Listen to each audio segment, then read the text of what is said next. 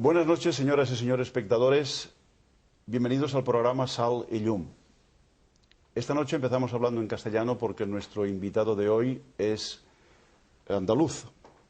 Nació en la Puebla de Don Fadrique, en la provincia de Granada.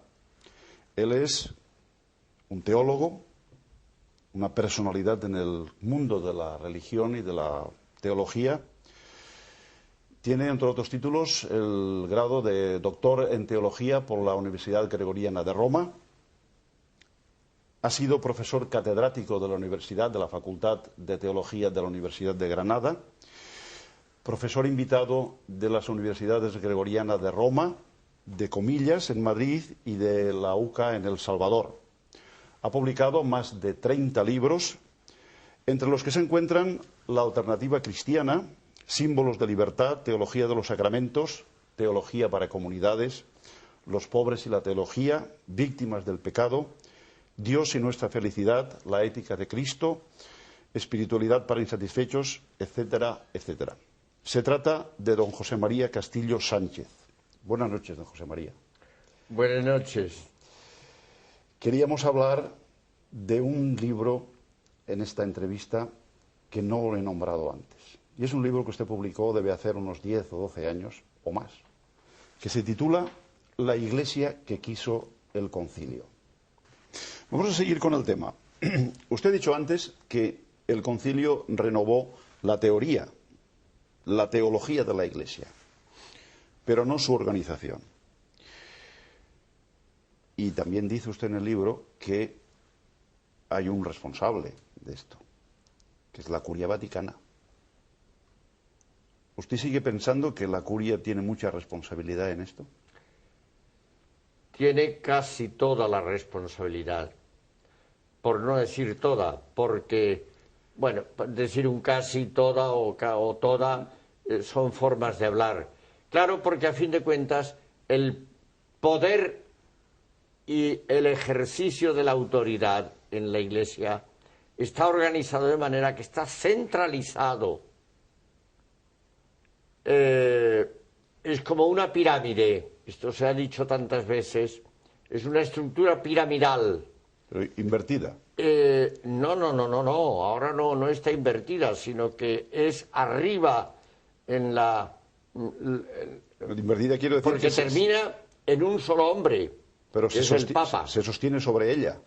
Bien, bueno, si en ese sentido queremos hablar, pero lo tremendo de esto es que el poder, si usted lee el Código de Derecho Canónico o lee la ley fundamental que equivale a la Constitución del Estado de la Ciudad del Vaticano, en ambos documentos queda patente que todo el poder, toda la autoridad en la Iglesia queda concentrada en un solo hombre, que es el obispo de Roma o romano pontífice o sucesor de Pedro, en fin, todos los títulos que tiene el Papa. En ese hombre está concentrado todo el poder. Aunque después, en la práctica, los dos últimos papas, pues realmente Juan Pablo II ha sido un papa que programó su actividad viajando por el mundo para predicar y evangelizar. Y quien de facto gobernaba eran los presidentes de las congregaciones romanas. Y el papa actual, no porque sea un gran viajante o viajero por el mundo, sino porque es un hombre más bien concentrado en sus estudios, en su reflexión, en su vida interior, pues de hecho yo tengo la impresión que tampoco gobierna, y quienes de hecho gobiernan de facto, toman las decisiones, son los presidentes de las congregaciones romanas. Entonces, esto, claro, son matices pero muy importantes, porque a fin de cuentas lo que sucede es que es el Vaticano, es la Curia Vaticana la que nombra los obispos, cambia a los obispos, destituye a los obispos, toma las decisiones de todo, llevan el control de todo, y a veces un control que no solamente es discutible, sino que en algunas cosas es detestable. ¿Usted cree, señor Castillo, que en una organización diríamos, tan amplia como tiene la Iglesia, una estructura tan complicada y extendida en todo el mundo, sería posible hablar de un sistema democrático en la Iglesia? Porque parece que la raíz, y el otro día me lo decía un sacerdote, que la raíz de todos los males de la Iglesia es la falta de democracia interna. Sí. ¿Es posible la democracia en la Iglesia? No solamente es posible, sino que es necesaria. Y además es importante saber que la Iglesia funcionó democráticamente durante todo el primer milenio. Estoy hablando de 10 siglos. Ya en el mismo Nuevo Testamento, en los Hechos de los Apóstoles, todo el mundo sabe, allí se dice, antes de la venida del Espíritu Santo, como Judas, uno de los 12 apóstoles, se suicidó, había que elegir uno para que estuviera el número 12 completo. No fue Pedro el que tomó la decisión. Reunió a la pequeña comunidad que había quedado y entre todos, con un sistema muy elemental de elección, de echar suertes, eligieron al tal Matías, que fue el que sustituyó. Y después, cuando se trata del problema de Esteban de dirigir al grupo de los que hablaban griego, no eran judíos de origen, eran de la diáspora, de fuera, lo hicieron también democráticamente.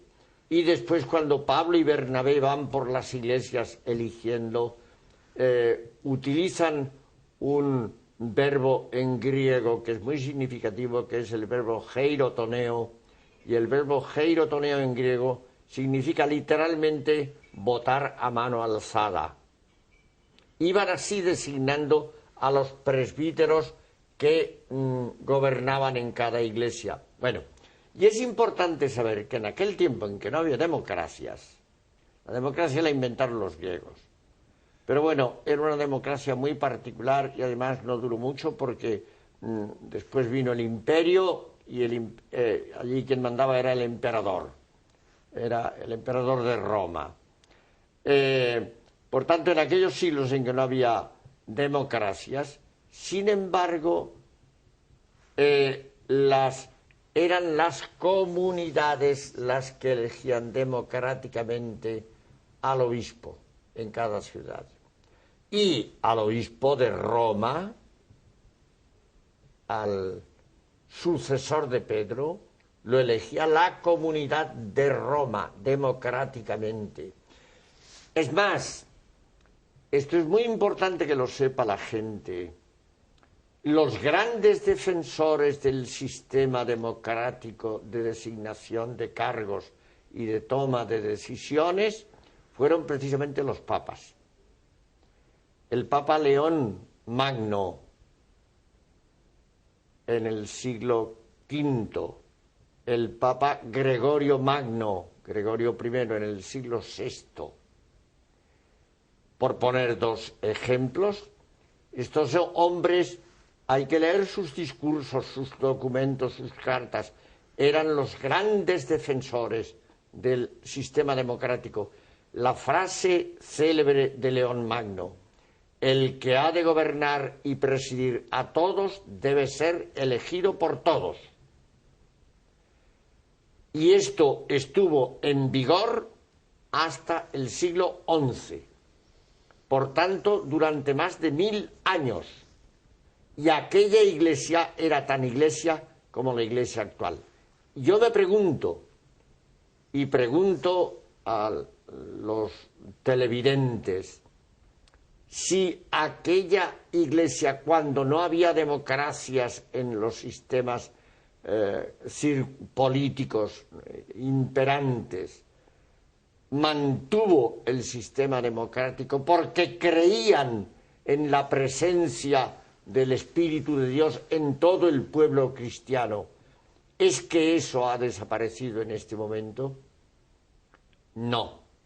Yo creo que la Iglesia no solamente puede, sino que debe, y sería importantísimo recuperar formas de gestionar democráticamente el gobierno de la Iglesia. ¿Usted cree que el concilio quiso unos presbíteros de una determinada forma? Porque hay un capítulo que se titula Los presbíteros que quiso el concilio. ¿Cómo deberían ser los presbíteros? ¿O cómo deben ser? Porque el concilio, a pesar de que hace 50 años, estamos hablando de que no se ha puesto en práctica. Sí. La primera cuestión que aquí habría que afrontar para responder a esta pregunta es si es conveniente para la Iglesia la distinción entre clérigos y laicos. Eso es una pregunta que estaba para después, pero es igual. Bueno, y yo creo que esa distinción daña a la Iglesia, porque divide, separa. Los clérigos tienen unos privilegios, tienen unos poderes, tienen unas dignidades de las que carecen los laicos. Y todo esto desequilibra la comunidad. De tal manera que el centro de la Iglesia hoy se puede decir sin duda alguna que está en el clero, no está en el pueblo cristiano. Y el centro tendría que estar en el pueblo cristiano. De tal manera que dentro del pueblo, los ministros del pueblo, los que, pues cada uno en el cargo que tenga, al servicio de esa comunidad o de ese grupo de cristianos. Por tanto, tendría que desaparecer eso. Y en este sentido tendrían que ser los clérigos, pues personas, cuando digo personas evito la palabra hombres, porque yo no veo en virtud de qué argumento se prohíbe que las mujeres pudieran, si es que Roma lo viera, si es que el Papa, si es que la autoridad competente lo viera conveniente, pero no veo argumentos que prohíban que las mujeres pudieran ser ministros de la Iglesia y pudieran ser sacerdotes, sencillamente. Yo pienso, por ejemplo, tantas religiosas que hay en países del tercer mundo donde es muy difícil encontrar presbíteros que puedan, pues, a una religiosa que le imponga las manos y que celebre la Eucaristía y que atienda a los enfermos, atienda a los sacramentos, eduque la catequesis de los niños, etcétera, etcétera.